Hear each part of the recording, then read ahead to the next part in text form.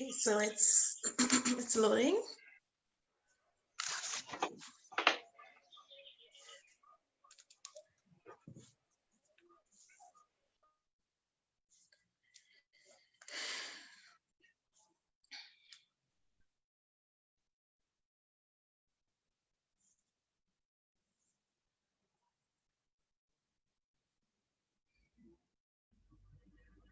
Okay, so we are live. Once again, good afternoon and welcome to Live with Child Link. This program comes under our Recovery Safeguarding Reintegration Initiative, which is funded by the delegation of the European Union to Guyana. So I want to say thank you. This is the Father's edition of Parenting with the Pandemic. Parenting in the pandemic or during the pandemic. So I think I want to wait a bit for us to have a few viewers before we decide to, get ahead with our discussion. So I would advise persons to share the live, There might be someone who might not be tuned in today, but this information that will be shared in the discussion that we have now will be beneficial to them and to you. So I'd advise you to share the live.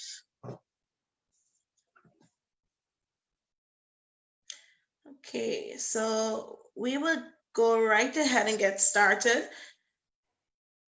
We are discussing parenting in the pandemic, the Father's edition. We have Mr. Carwin Holland, the former mayor of Linden, and we also have Mr. Paul Mahaika. So I'm going to ask you, gentlemen, to just tell us something about yourselves.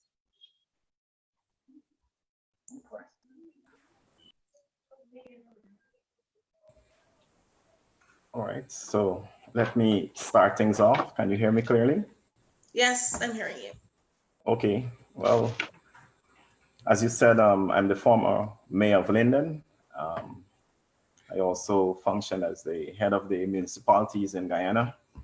But before that, before all of this, I'm a child of God, a Christian. I love to be in the house of worship. I love to win souls for Christ. That's my first passion. And I'm also a Bible school graduate. Besides that, of course, I'm very active in politics, which is something I shied away from for many years. I wanted nothing to do with politics. However, as time passed, I felt the need for active participation in politics because we have to be cognizant of those who make decisions that can affect our lives. And the events of 2012 in Linden pushed me to becoming a part of the decision-making process. So I became involved in politics. Besides that, I am involved in so many things, such as sports active. I'm the president of the Guyana Sambo and Combat Sambo Federation. I'm the head coach for Guyana as well. Last year, I traveled to Santo Domingo with the national team and ended up involved myself. So I'm active in martial arts. I'm a part-time soccer coach. In fact, I would have recently led a school which has never qualified, and I would have led them to finals in Canada. And besides that, I work closely with the Capital Capital FC football team in the mining town of Linden, a young, aggressive, progressive young team in the mining town of Linden. So besides that, I promoted boxing. I'm a journalist by profession. I've not been that active. Now, I'm now more on an international scale. I'm with I've always been for many years with CMC, the Caribbean Media Corporation, and I'm still with them. All right, and I'm a student at a premier university in Canada. I'm Guyanese to the bone. Yeah, yeah, yeah. You wear all of those caps. I know you're a father too. You have three beautiful boys. You're biological. Yeah. 4 sons. Yes. Four Plenty sons? picnics. Plenty picnics, yes. Plenty 4 picnic. sons. Yes, yes. I know you're a very active member in the community of Linden. Okay, so Mr. Mahaika, you want to tell me a bit about yourself? Good afternoon, everyone. My name is Paul Mahaika. First and foremost, I'm a child of God, a person who loves God and who wants to do the will of God. This is the first thing. And I also is a swimming coach, president of Dolphin Speed Swim Club. So I look after a lot of kids. I love children. I love working with children. I'm also the head coach of Dolphin Speed Swim Club. One of the national coach with the National Swimming Association. So most of my work I do with kids. And first, also, I am a father of 4 kids and a husband of 1 wife.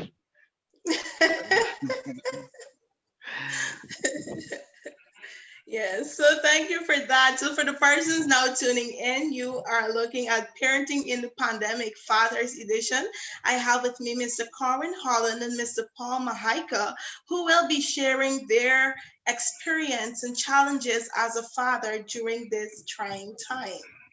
Now, all of these caps that these men wear, former mayor, a swim coach, today they're taking it off and they're telling you about their experience as being a father. Okay, so I want to ask you first, Mr. Allen, I'm going to start with you. What was parenting like for you prior to the pandemic? Well, prior to the pandemic, during the pandemic, and after the pandemic, parenting will always be a joy. And fatherhood is a blessing from God. There are only so many men who are privileged to be a father. And we also have to understand that fatherhood is not just making or producing a child or making with a woman. All right, it's more than that. It goes beyond being the sperm donor. All right, it goes beyond just being called daddy. All right, it's the relationship between you and the child, the bond between you and that child. A father is a protector. A father is a provider. A father is the high priest of his home. So these are all things that we try to manage as a father. And before the pandemic, you made me think there. Before the pandemic, what was I doing? I would say 90% of the times being a father. And even when we focus on ourselves as father, we want to leave a legacy for our children. Yes. So all these are roles that and things that fathers must look out for. All these are things that responsibilities fathers must place on themselves, leaving a legacy for their children. So as you build yourself, you're building a legacy for your children to follow or to benefit from. So as you focus on yourself, there's one thing that comes with it. It's the children on your back that you have to carry with you. Now, before I became a father, I realized I was very irresponsible. I realized I was more carefree. I was more about just myself and fun and these kind of things. And from the time I became a father, it's then this responsibility, um, this nature kicked in, where you realize, hey, I have I have a little one to take care of. I'm now a father. Now my life is no longer about me. It's about me, her, and him.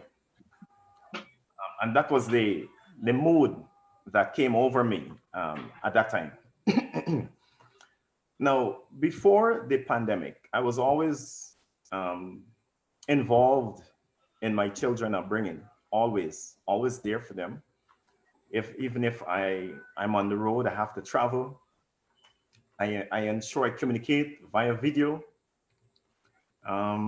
There are certain things they grow with that the children will become accustomed to you being a father, to you as their father, even if you're there or you're not there. There are certain fun things that, in fact, all my children grew up knowing a song that I created out of the blues, using funny words. I don't mind singing too for you.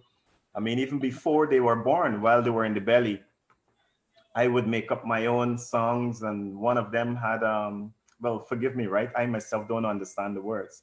Sheepelu, kanake, nake, naka, look, chicka, chicka, chicka, ding, ding, ding, tick, tick, tick, ding. And I would sing songs like that. I would do things like that while they were in the belly. And you find when these children are born, and from a little baby, they're ready to dance to that song. It became a liking sound. I have my niece, my great niece in Linden. In fact, today is her birthday. And I introduced that very song to her.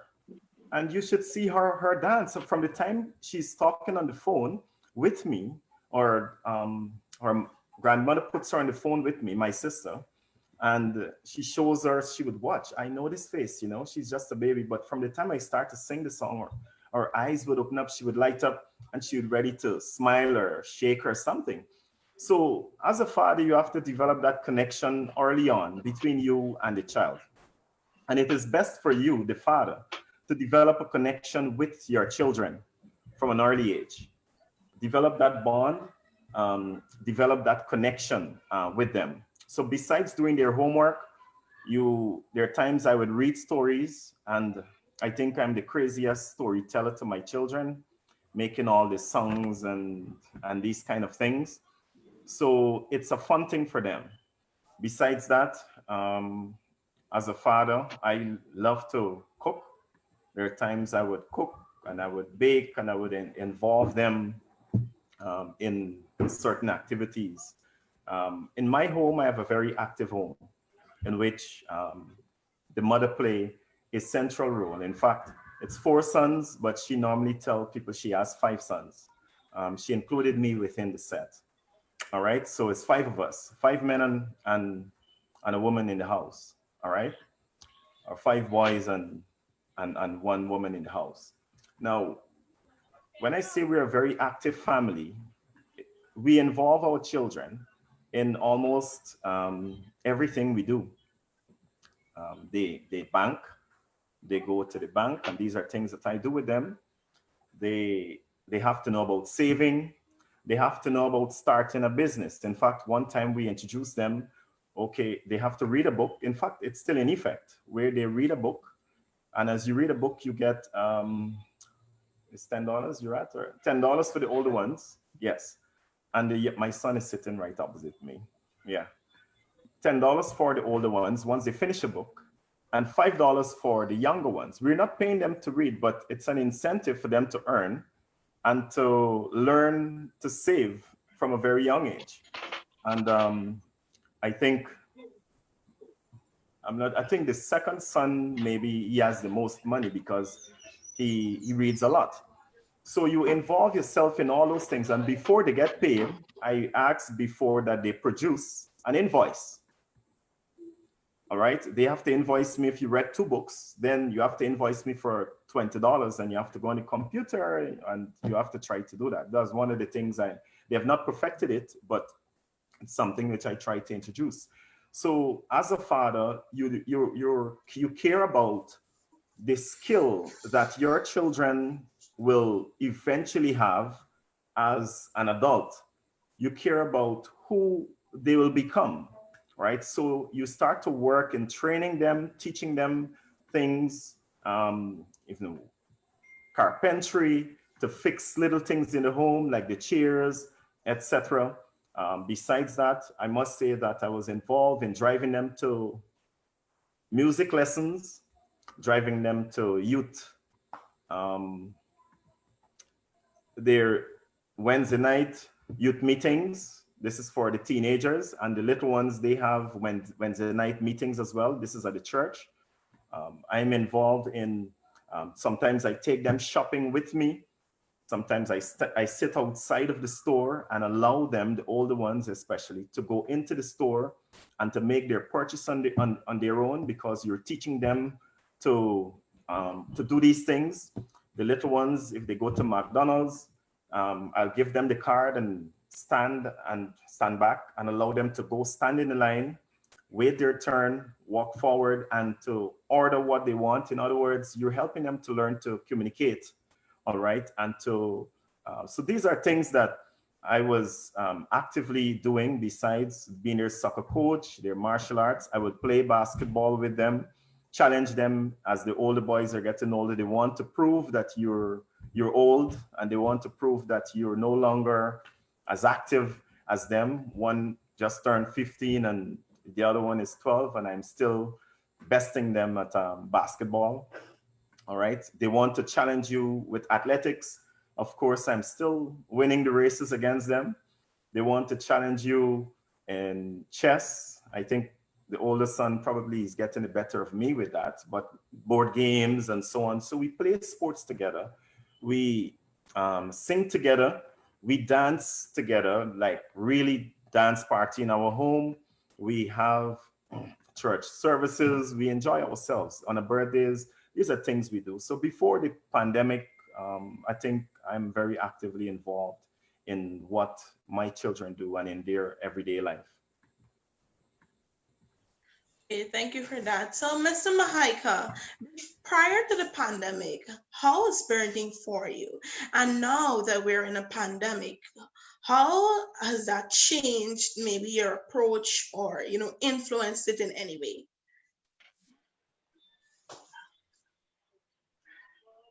Sorry, I didn't hear your question. Okay, so I asked, before the pandemic or prior to, what was parenting like for you? And now that the world is in a pandemic, we have the COVID-19 and everything. How has that changed or influenced the way you parent now? Before the pandemic, I must say that everything was busy. Life was just going. For me, my job, I used to leave 5:30 in the morning, and most time we reach home about 8:30. And well, I always knew to God because my kids into the same sport that I teach. So most time that they are with me, I would take them to school, from school, take them to practice, take them to lessons. Any one of my children teachers, they know their father more than the mother, because I always be there at the school, because for most time I'm more available than the mother to go to the school. So some of my daughter, especially my big daughter, her friend would say, I wish if I had a father like you, because your father always there at school, anything happened. I could remember one time my big daughter was in a little problem at the school, and within the teacher called me within 15 minutes I was done by the school. And girl said, so fast your father reach it. Because for me, I think that as a father and as a parent, you must always be there for your children and play. Just don't be a person who bring them into the world, but be someone who that they would always could depend on, someone that if they're in a trouble, they know that the father would be there for them, or the parent would be there for them. Um, I love my children so much. It's four kids. I have four girls and one boy. The last two is a twin. So when I had two girls before, I was praying for the boy. I was praying and say, "Oh, God, let me try again now. Forget this boy." Anyway, we get a twin, and thank God for them. My children, growing up, all of them know about sleeping on daddy chest. All of them knowing about I putting them on my shoulder and walking with them. And that is something that I get from my father. My father always used to put me on his neck, and he would walk. I would say, "Daddy, up to the lantern post." And when we reached the lantern post, I would ask him to go a little bit more further. And there's something too that I pass down to my kids. And I would say, as a parent, you have to try to spend as much time as possible that you can with your children. Your children must see you not just as a father, but as a role model, someone that they could look up to, someone that they would want to be like when they grow older. And sad to say that we don't. Some children does not have that in their life, and we as father have to spread that word and make sure that that happen. We have to let our children. We must not only be a disciplinarian. We must be someone who they could come and talk to, someone who they could reach out, because most time our kids does not want to talk to us and tell us when they make a mistake or when they do something wrong, they go to a friend, and what kind of advice that friend would give them. So we have to encourage our children as parents to come to us, talk to us. So before the pandemic, I was like everyone else, just going on with our day-to-day life. Everything was just basic routine. You get up, you go to work, you come back again, you go to church, spend time with the children. Only basically the family time was basically on a weekends mainly, because when you come home is in the evenings, and most of the time the teachers might have them, or they go to from one, sometime from one teacher to a next teacher, then to training.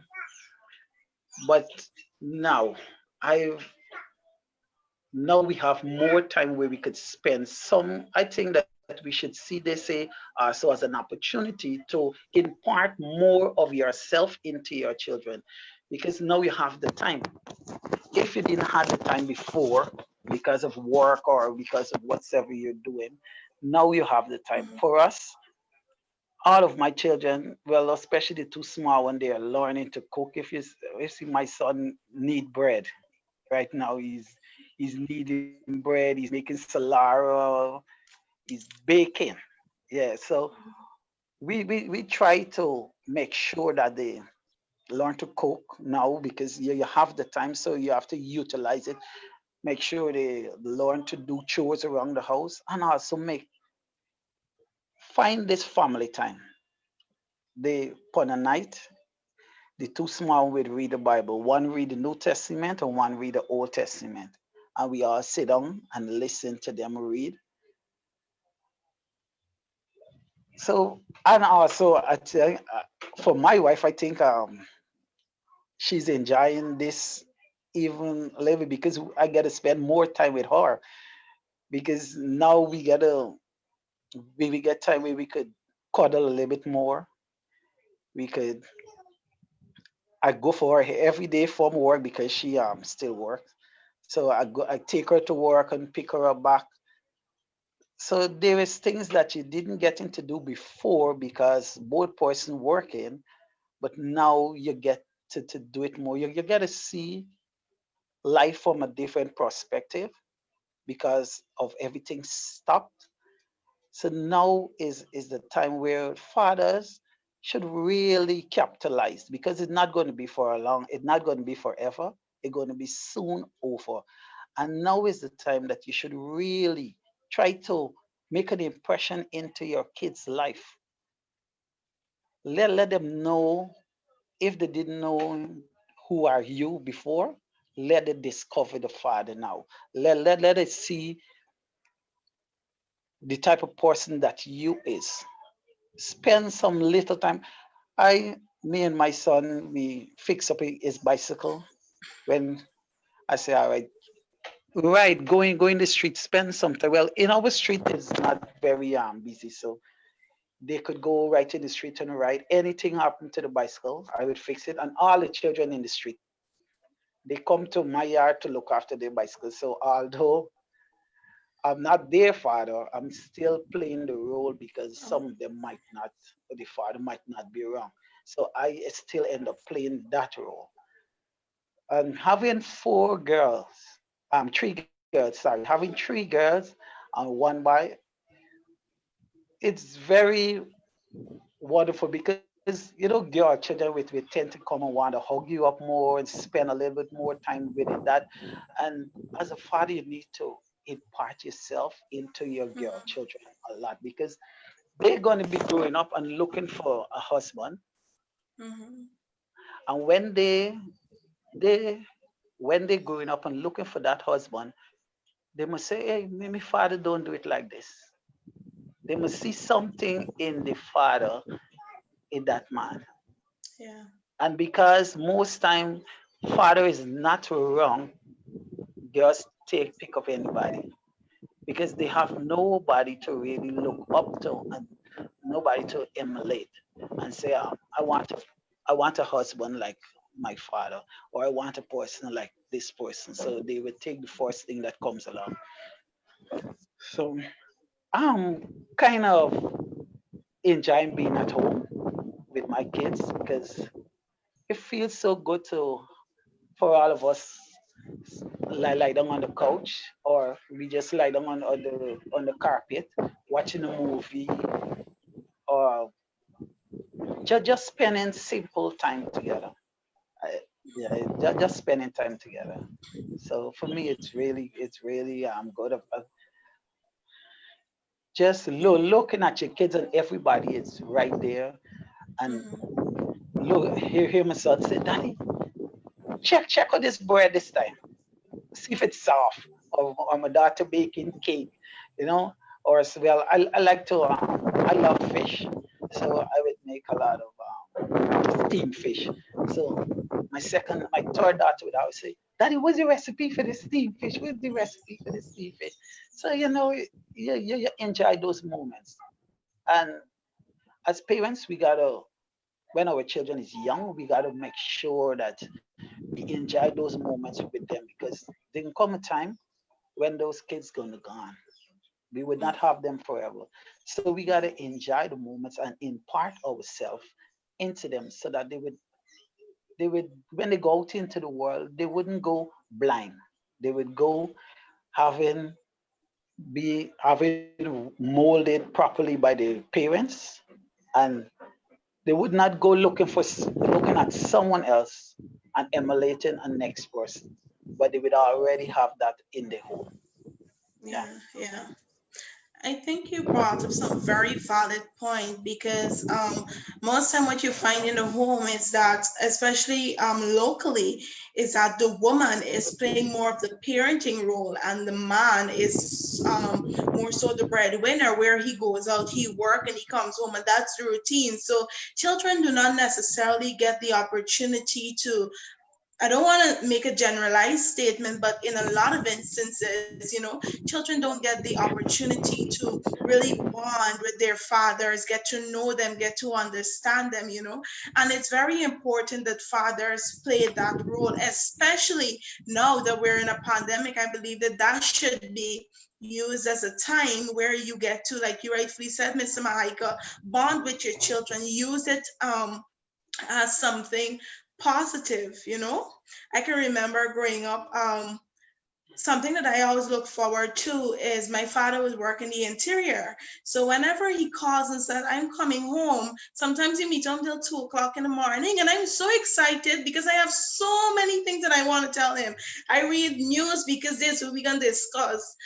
I read the newspaper the day before because I know he's coming tomorrow and I have to have something to speak about with daddy. And I would sit up until 2 o'clock until he's here, and he would lay in the chair and he listens, and for me, that meant so much. So I think fathers play a very, intricate role in the lives of their children.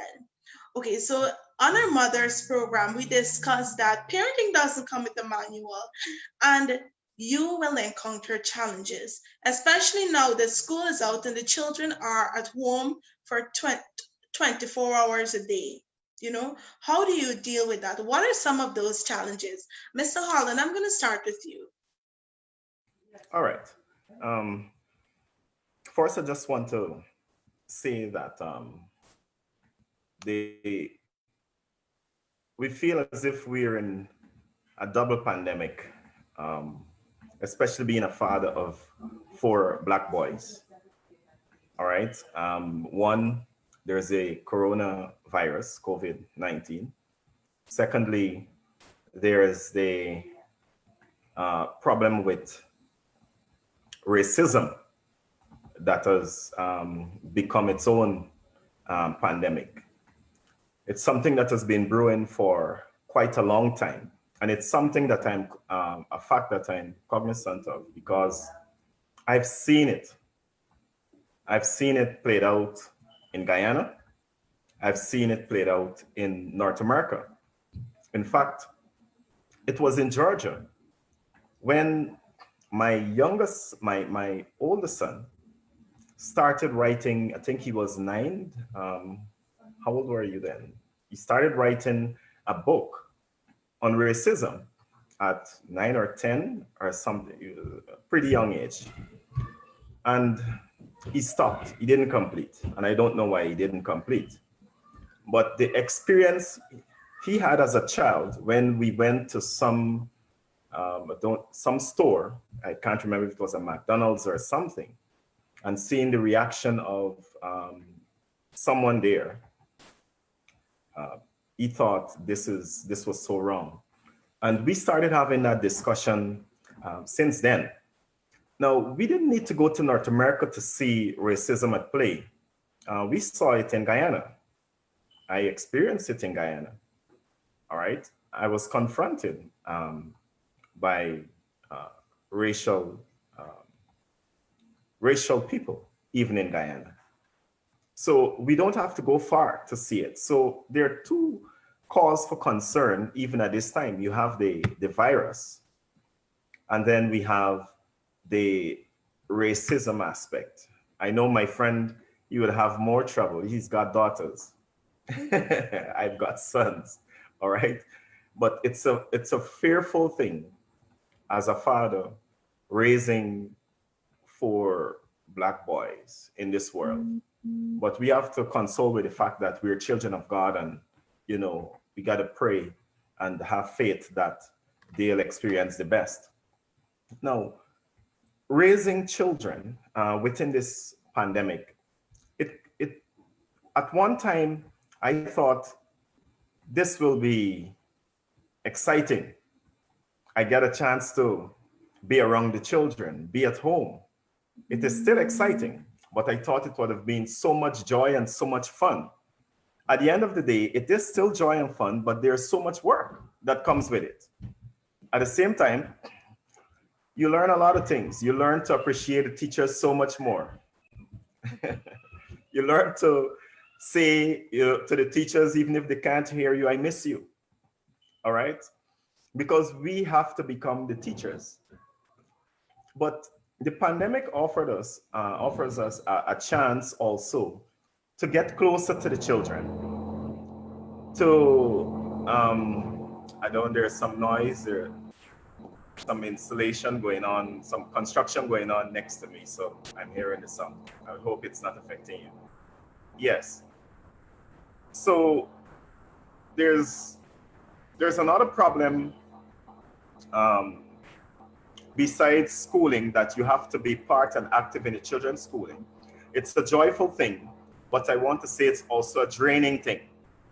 It drains you, all right? You have to constantly behind your children. You also get a chance to see what their teachers experience at school.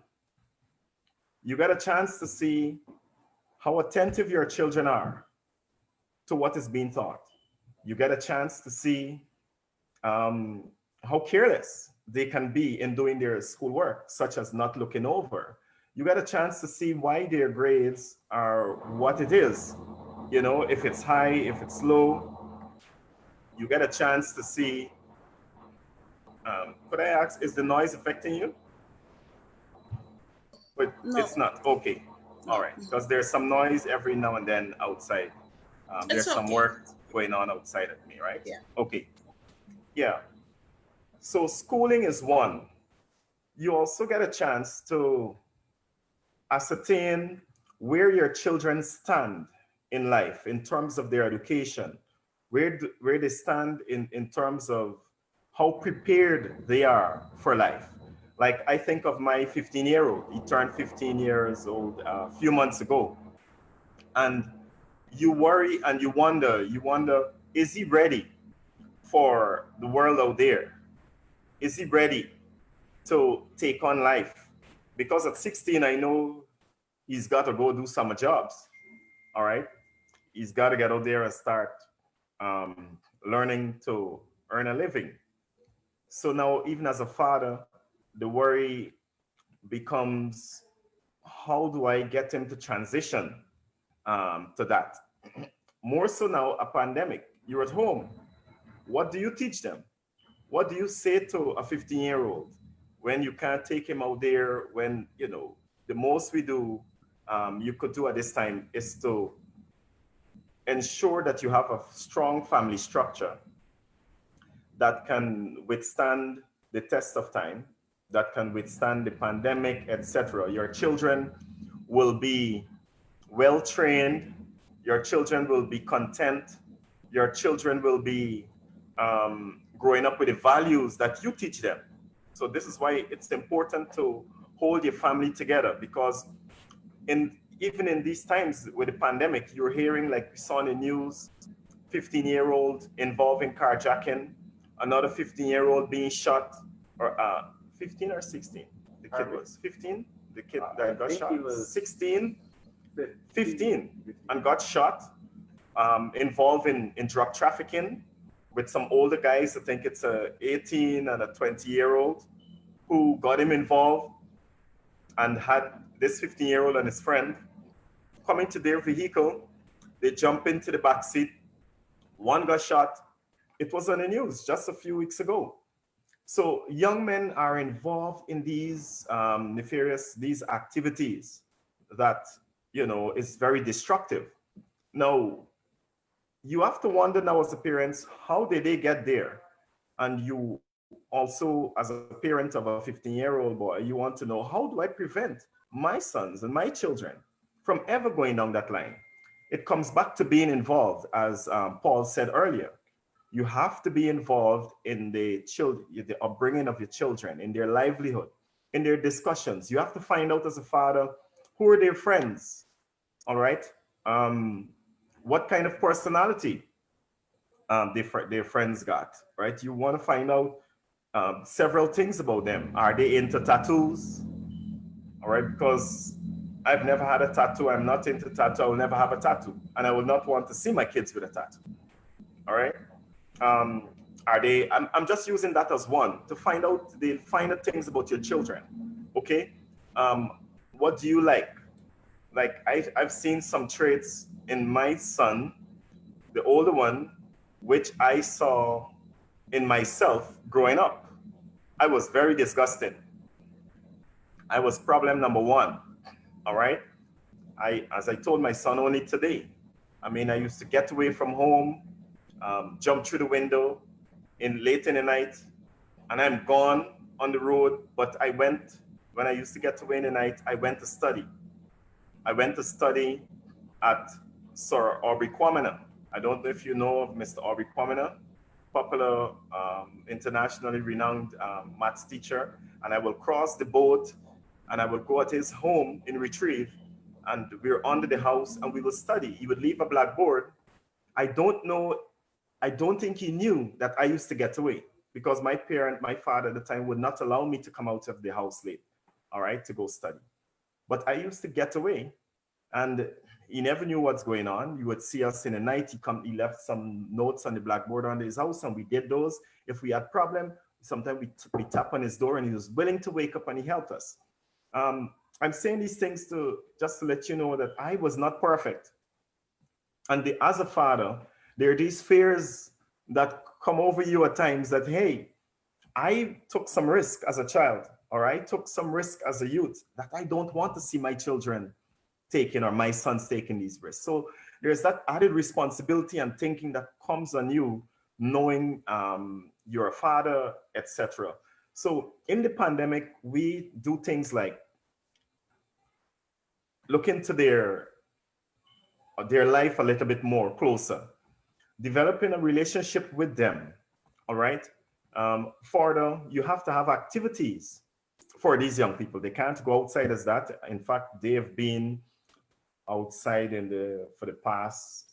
for a long time, one time, other than just going out and put out the garbage or something. All right. One time we took a walk as a family. It's important that you do activities as a family. All right.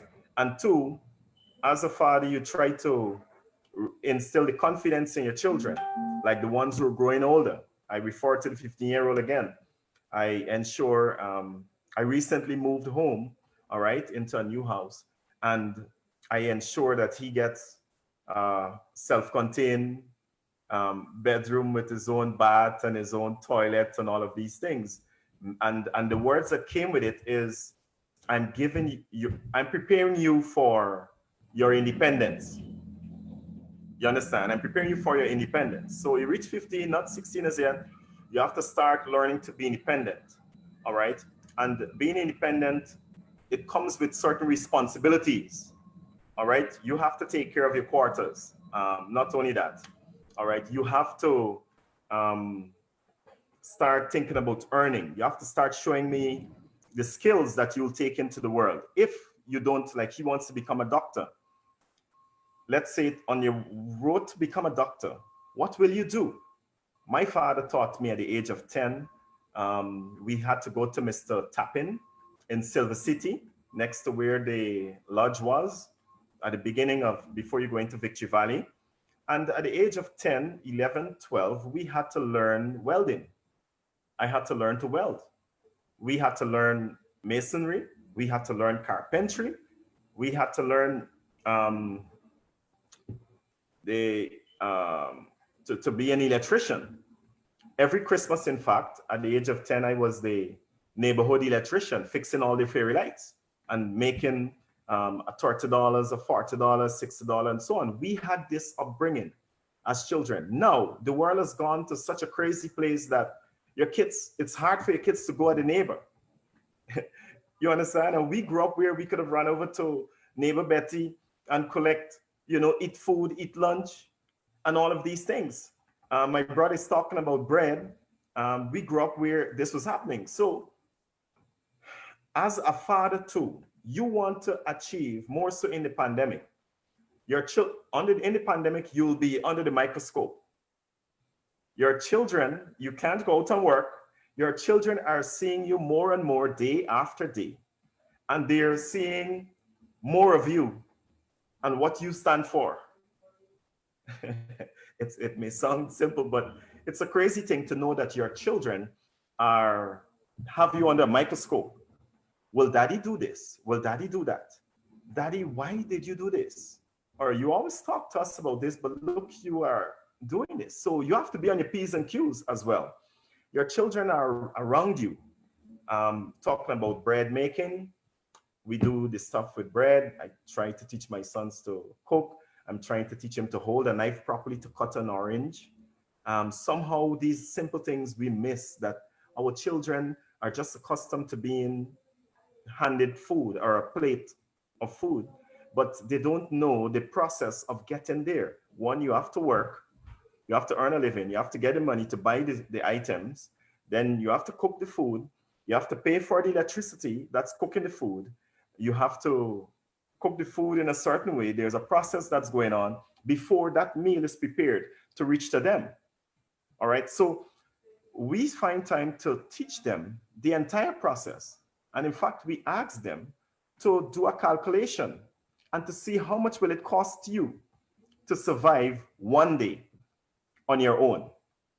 And I'll bet, not kidding you, they came back in awe. They came back, wow, that means daddy and mommy, if this is the amount of money it will cost me just to survive for one day, now they understand what we go through to provide for them. So unless your children are involved and know what you are doing as a parent to provide for them, etc., they will grow, as far as I'm concerned, disconnected from certain realities of life in this fairy tale world that everything comes easy, etc. Again, in this pandemic, I chose the moment to teach them these things. With COVID-19 upon us, we have to teach them about caring for yourself, taking care and not putting your hands to your face. Right away, we went back to personal hygiene. The things we had to learn at school, we go right back to teaching them to wash your hands properly, to not to put your hands on your face and all of these things, and the importance of not exposing yourself to viruses, etc. Caring for your body, all right, caring for your own health and for those around you. So within this pandemic, I must say that it has really, I did a paper study recently on working from home in a pandemic, all right?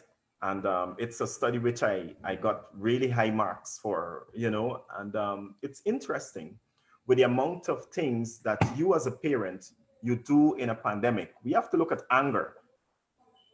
Anger is a very important thing. We have to look at fear, all right? These are some of the points that came out. The anger, being at home, you have all these children, they can't take part in activities at school where they get a chance to talk out and do different things and so on. They're home with you. Now they're home with you, the parent. They're more sheltered. They're more on the guard. So within the children will be built up anger. And mind you, a second study, which I completed, in fact, we're talking about anger. Anger and a professor, Sheldine Simola of Canada, all right, she wrote a book on anger. And one of our points is, anger is not, and our main contention is, anger is not always bad. Anger has been framed as a, let me use the word, rhetoric coming out of the Western world, where from the time they see someone expresses themselves, they call it anger. They say, you're angry, it's a bad thing, it's this. But no, I need to get down to this. I don't know if you're following me closely, but anger in itself, they've had a negative labeling, all right, of anger. But anger in itself is a moral agency, all right? It's a moral agency which especially the Western world tried to paint as so bad. And I'll show you the link. Africa, where some persons say Africans or Afro Americans or so on, they're more angry. But a study was conducted in Africa where the person said that the person of color in Africa, they were more angry. Now we have to look at the reason why they were angry. They were suppressed, they were beaten, they were taken advantage of, etc. So they were reacting.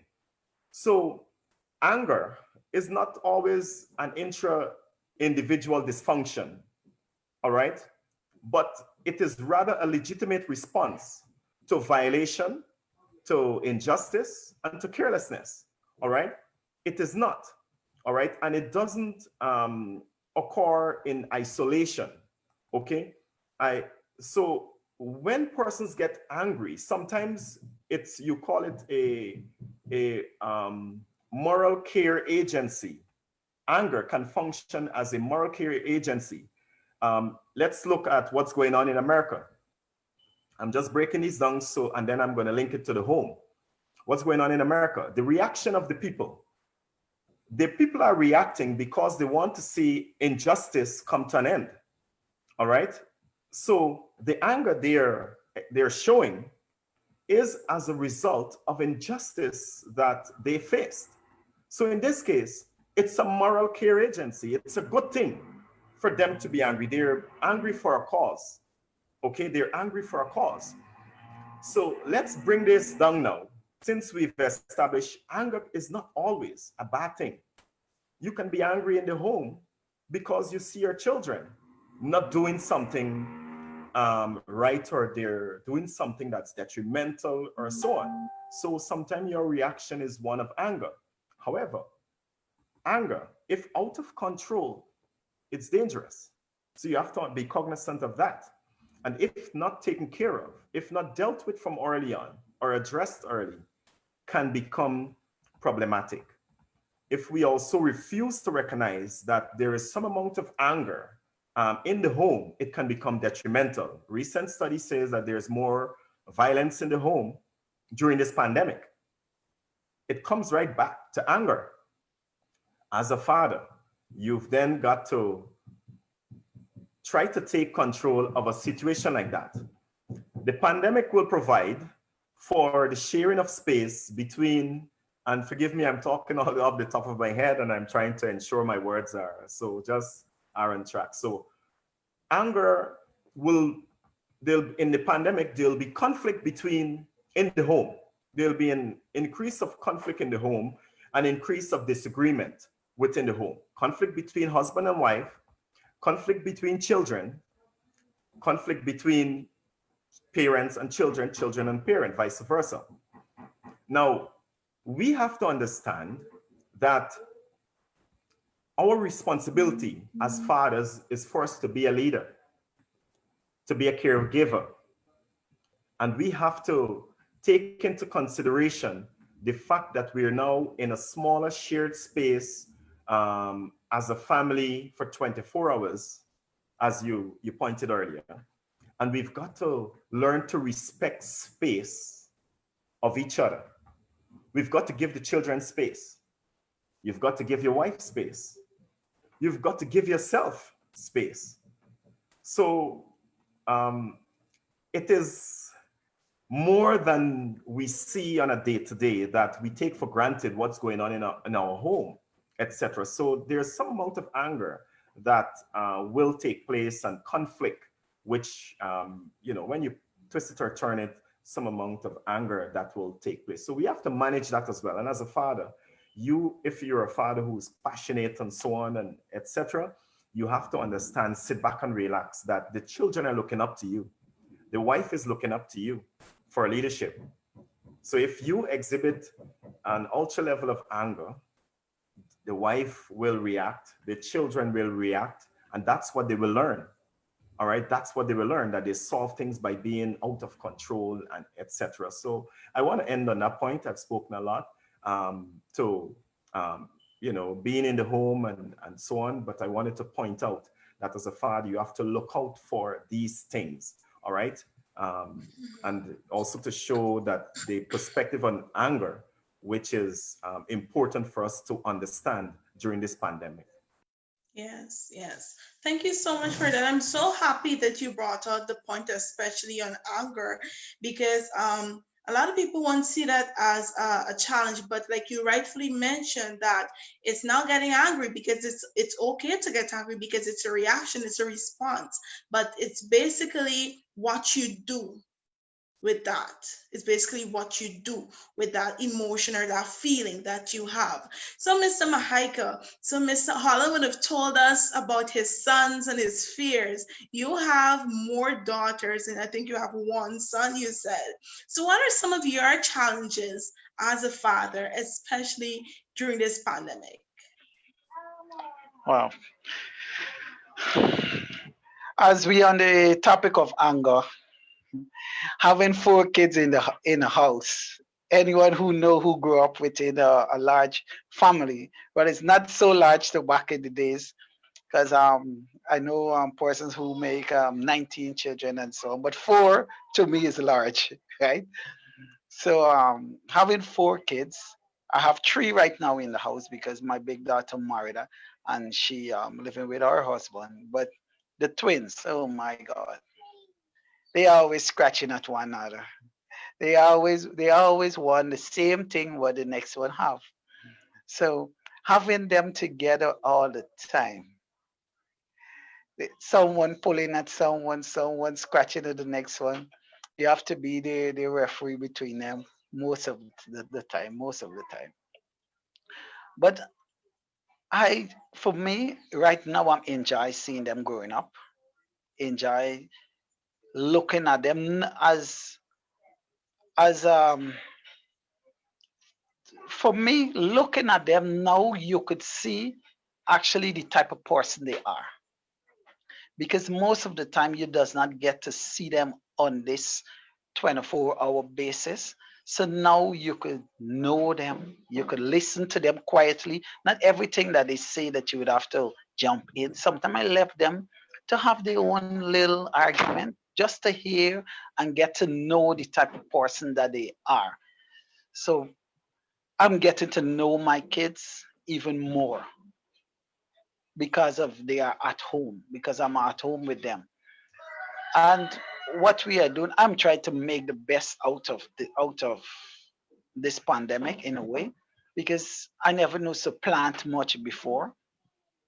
We are planting. I turn a little farm. I got couple balanji in the backyard. We have some tomato. I learned how to graft tree. I went on YouTube and I learned how to graft tree. So I'm exploring that right now. Working upon grafting some tree, and I have my kids with me. So I saying this tree here is planted. So we are working on little projects that we could almost pass the time, and they would know after this pandemic that hey, I plant a tree, I learned to graft a tree, I learned to do something around this time. What we have to do is try to occupy the time, try to occupy the kids' time, because if you does not do that, they're going to it's going to be more chaotic in the home, and everybody going to what it is to be in a home and doesn't have anything to do. You cannot, and also you cannot have them watching TV all the time or playing game on the computer all the time. You have to. Well, the school now is sending some amount of work. So after that, what more would they do? You as a parent now have to find things for them to do. It mustn't be so much of a chore, but you can make it a little bit fun. It's like with the trees. When the tomato tree bear, whosoever planted, no, hey, this is me tomato, and they're gonna have a little fun saying that, hey, they plant this tree. And the challenges, well, having your children is always a challenge in a way, because you know that they're gonna have to go off. Even some girls most time go off more faster than the boys. Boys would stick around a little bit more longer. Girls would always want to go off a little bit more faster. To me, even when my big daughter get married, um, I feel so sad. I feel, like if you lost a part of you, because and my big daughter, a lot of times I see myself in her, and when she gone, is even now I would say must come over, steady your visit.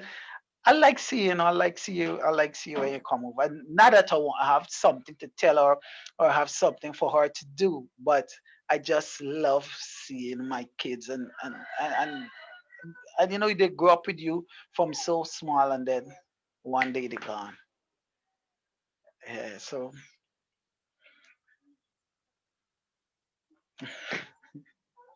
But could I jump yeah. in there just a bit? It's also, to me, it's before you go off to the next question. I wanted a daughter. I mean, I have lots of daughters, surrogate daughters. I got a whole lot of them. It's plenty of them in Linden that call me daddy, and that I talk to, and that I scold when I say scold, that I pull up and so on. Trust me, they're there in Linden. Good afternoon to Shana. Good afternoon, Joanne, and all of you. I know they're watching, right? Now, so I call their names out, Saskia and everybody. Um, One thing with girls, and you can be so privileged, is that to me, a girl will not forsake her father or Yes, leave I him believe outside you. of the house when they get married. Because boys, like I got a second son, we said, will you take the way, you see the way we taking care of you, will you take care of us when you get older? And he's like, yes. Will I live with you? He said, yes. What will you do? I'll have this 3-story house and I'll put you on the top story. So he said, okay. But he said, but it will have no steps. It will have no steps. So you can't come down. He asked, so how are we going to eat? What's going to happen? He says, so that you won't bother me, but I'm there, I'm taking care of you. But that was his mindset as a child. He told you exactly. A girl, if you're married as a man and your father coming at you as a man, your father coming at you, I'm pretty sure that they will think twice or question your dad before they let him into the house. Thinking of a girl, she's gonna, oh, my father is outside, you have to let him in and so on. But a girl will show that softer side and that carer side. So trust me, I don't envy you, but I want to say congrats. You've got daughters who'll take care of you, buddy. And then this is the next thing. Sorry, you have to so as parents, I know that them boys will take care of you because I know you are a good father and you instill a lot of good traits in them, and you instill a lot of yourself in them. So I know they will do their job. Um, it's really fun having kids. It's a lot of fun, and I would like for all the fathers who listening to this program or who would hear this program sometime, spend a lot of time with your kids. Spend as much time you could with your family, because as I say earlier, there comes a times when they're gonna gone. They're gonna go and they have to go and live their life. The Bible said this is a reason why a man or a woman should leave his mother house and go. Right? So they're gonna come and they're gonna go. So you have to impart something good in the kid's life that they would always say, my father knows to do this. My mother knows to do it this way. My parents didn't grow me up, so I never see my father beating up my mother, or I never see my father doing this. I never see my father cursing my mother. So as parent, you have to live the type of life that you want your children to come and live, because they're watching at you all the time. They're watching at you. Everything you do, they're watching at you. And most parents like to tell the truth, or they want to do something wrong, but they don't want the children to do it when they grow up. But eventually, they're going to be following the parents' pattern, because our life is like a mirror to our children. What they see is that's what most of the time. Some kids will go differently, but most of them will follow the same pattern of the father or as the mother.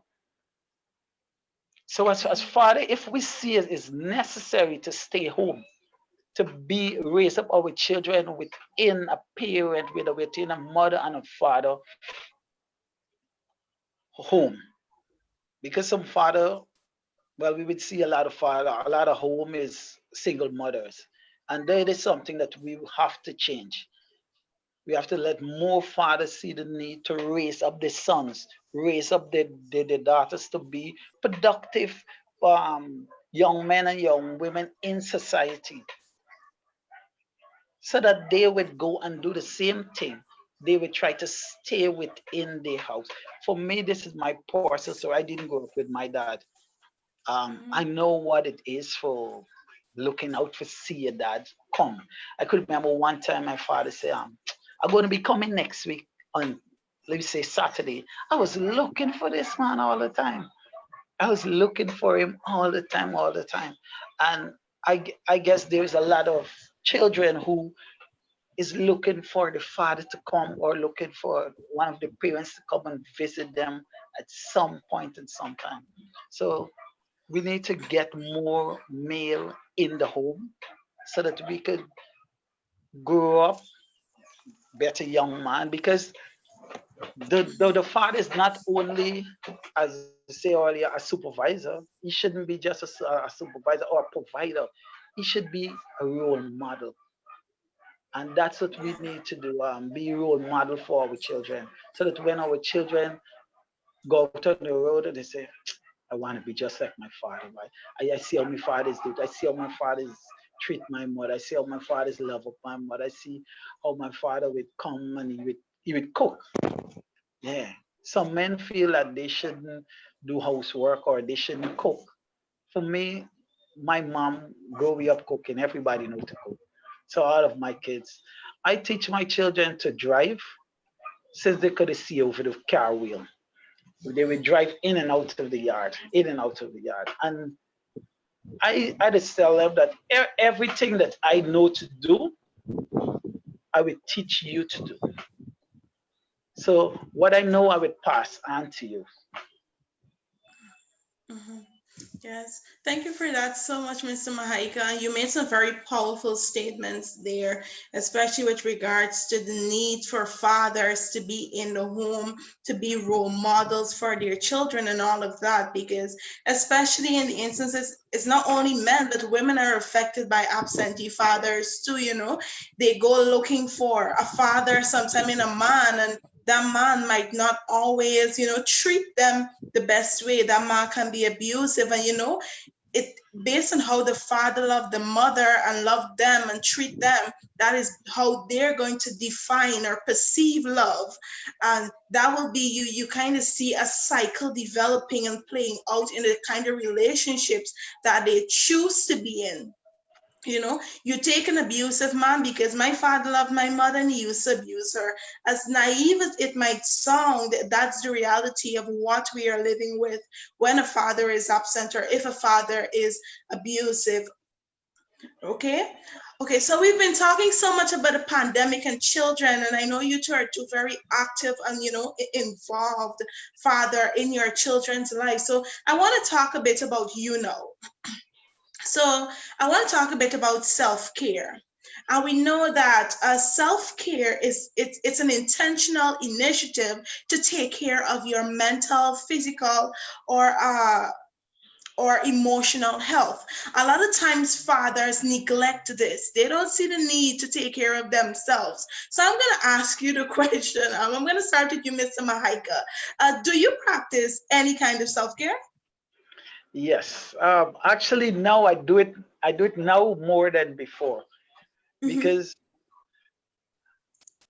because of the pandemic, the mhm, kids cannot get to go and exercise and train. Actually, so what we would do, they have to do like training in the yard or in our street. As I said, it doesn't have much persons traversing. So what I would do, I would wake up at same 5:30 because it's something that they're accustomed to it. And I would go while they might be running, I would walk, exercise for I would do an hour, walk for an hour right around our block every morning. And now if I see like if I do it, I feel really stressed out. It's like my body longing for that. And only earlier I was watching at something about men and exercise human being in the whole, as you get older, you pass that 40, you need to do more physical activity because your body need it. So I make sure that when it comes to exercise, I do it 5 days a week. I try to be a little bit more health conscious with the way things that you eat. I stop drinking all soft drink. I don't drink no sweet drink. I stop that. I would more go towards if well my wife would, or my son would make some either mango juice or some fruit juice. We would use that, but for drinks and so on, I stop. And I try to exercise a little bit. I try to follow those kids and also try to be a little bit competitive with them. One time I was racing them, giving them a little sprint. So see if I could beat them. I try hard. I try hard. Yeah.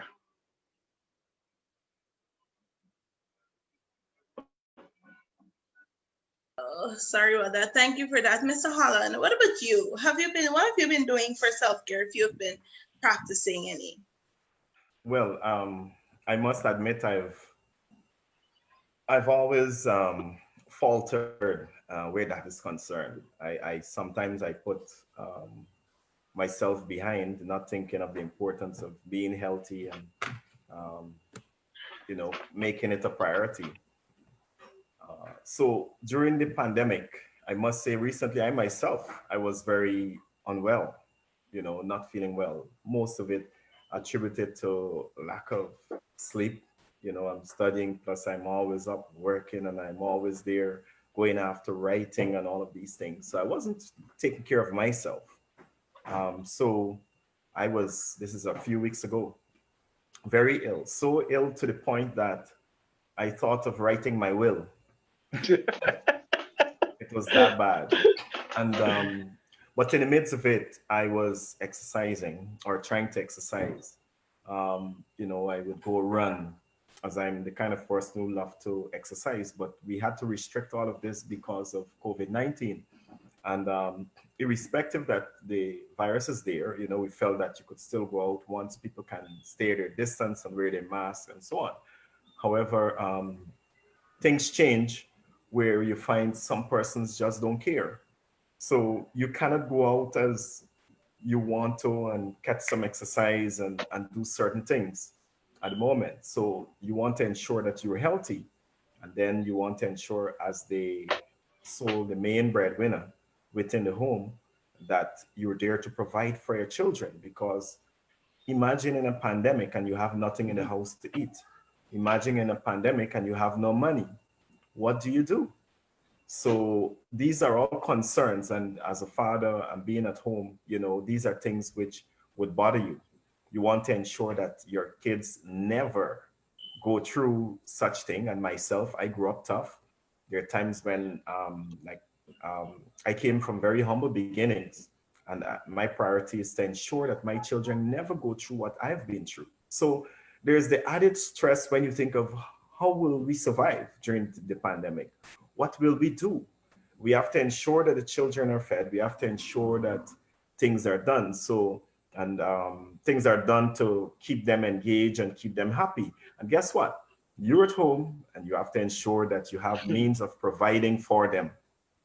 You still have to consider that. So whilst everyone's sleeping, most of the times I'm up working, I'm up doing what I have to do, and that's it. So, many times 2, 3 o'clock, I go into the room, watch everybody sleeping, check on everybody.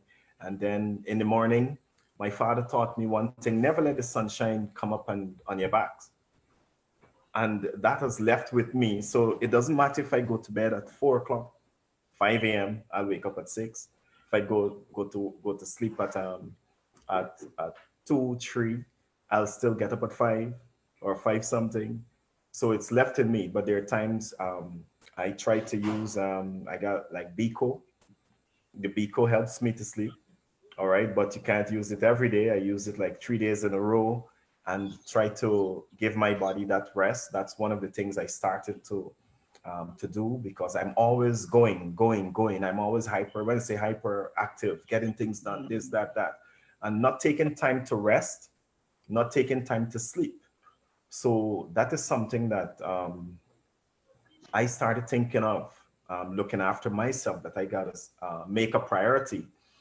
Before that, I always eat healthy. I always try to eat healthy. I don't eat meat. I don't use certain things. I don't drink. I don't smoke.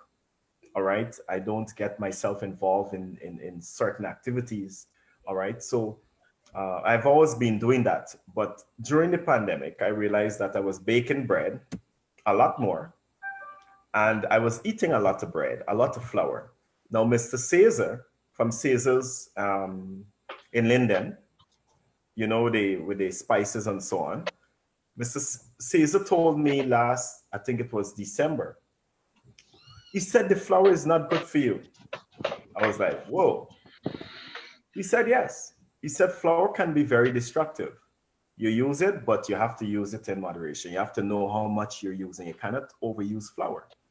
So I was trying to get, you know, my own research, and so realized that, hey, I've got to be careful. So I ensure I added, whenever I'm baking bread, we use the whole wheat bread, but at the same time, I cannot overeat. Over 40, I used to wonder why my father always wanted his bread toast. And I couldn't stand the toast bread before.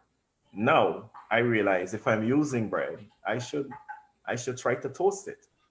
All right, try to toast it. And I love bread so much that it's still hard. I'm trying to wean myself off it, but I don't have the replacement flour that I can be using something else. So I still try to use the whole wheat flour, the whole wheat bread, and so on. So in terms of food, I try to take care of myself along that line. I try to do things that will bring less stress. And one of the things is stay a little off Facebook.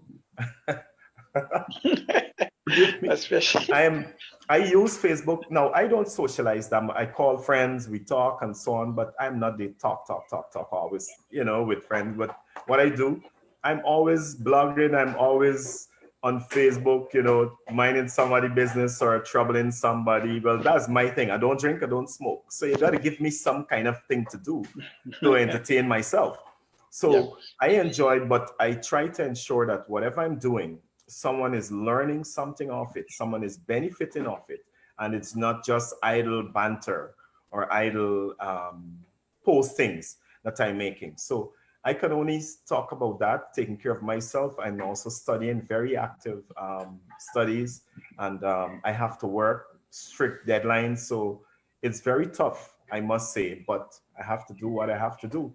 In terms of providing for the kids, I use this time to reflect.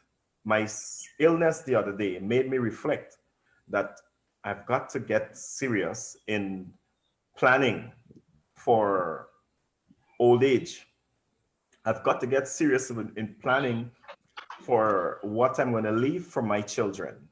Because if I die today, what happens to them? So again, you have this added pressure of ensuring that you do all you can do to ensure that they have a comfortable life and they don't have to go through what I had to go through to, you know, when I was a young man, you know. All right. So that's the most I can say in terms of health. Taking care of yourself, yes. Forgive my hair if you notice I'm growing the afro, but I'm turning it into a style because I realized you can't go cut your hair. My wife had an accident; she burnt her hands like December last year while I think I was in the U.S., Pennsylvania, when she had an accident and the oil spilled on her hands. So I can't bother her anymore. You know, she normally cuts my hair and so on. So after I started growing my hair, I realized that it's looking puff and I'm looking a little like my father. I decided I'm going to grow afro. I'm going to grow it a little bit and just turn it into a style. This is the COVID style. So the personal self, you realize that you have to do a lot more to take care of yourself, and you have to, your mental being, your mental state as well. It is something, it's like this morning, my two older sons were teaching the two younger ones at the very table where I was against a deadline in submitting a document. This is a short while ago, before your program. Mm-hmm. Then they started to take over the very table, you know, like they're talking and so on. Right away, you're like, wow, I need space. You understand? I need time. Mm-hmm. So, and you reflect and you realize that you have to share space. You have to then remain calm. You have to then humble yourself. you have to then understand the situation you're in, and you've got to respect it. So we're in different times. We have to do adjusting to allowing the shared space, and adjusting to ourselves, how we react in certain situation. All right, we have to change, adjust to the new lifestyle that we are in. Also, mind you, we have to think and plan for how do we deal with people out there in the world, especially those who don't care about COVID virus. Yeah. Yeah, so thank you so much for that, Mr. Allen and Mr. Mahaika. We're a bit pressed for time now, so I'm so happy that you shared your experiences, and your challenges and stuff with me. And it was such an informative discussion, and I really hope that there is some father or someone out there listening who would share the knowledge that they would have gained from this live here today. Share with somebody and let fathers know that you're not in this alone. Your role in the family is important. It is very, very important, especially with regards to the development of your children. But before we go, I would just like for you guys to give your final remarks. What would you say to any young father who is listening to this program? Sorry about that. My dog is barking. One thing I would like to tell anyone is that value your family, value life, because COVID-19 has shown us something that today you could be here and tomorrow you're gone without even the opportunity to go and see the person in the hospital. Because someone could just get sick and they're gone to the hospital and you cannot even go and visit them. So spend time with your family, spend time with your kids, let them get to know you, value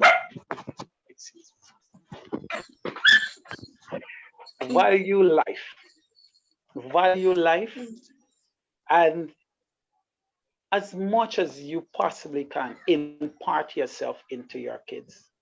Impart yourself. Let them know you as a father. Let them know what it is to have a father in the home. Most men might leave the family because some reason or the other. But sometimes you just have to stick it out, because God brings two different persons together with different training, different upbringing.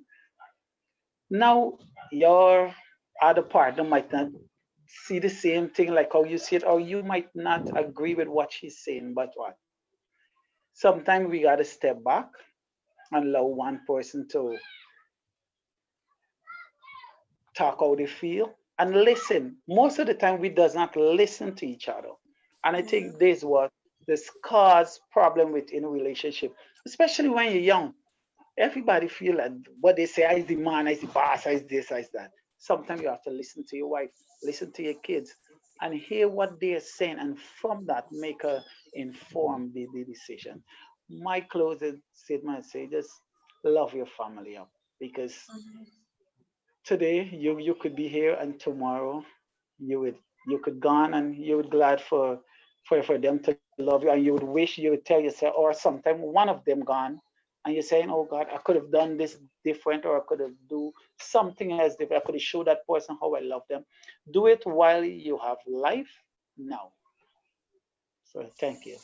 Thank you for that. Mr. Holland? I missed the question because I got cut off. Okay, earlier. sorry.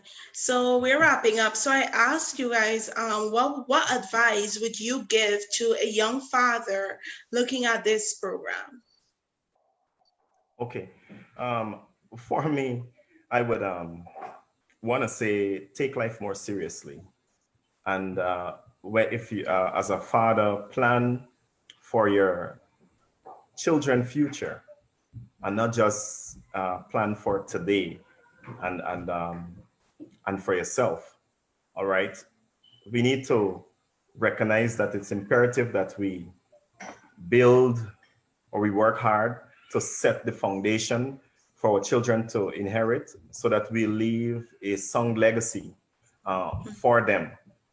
As a young father, at this time, I think it's time to become more cognizant of the fact that we play a major role within the home and in the upbringing of our children.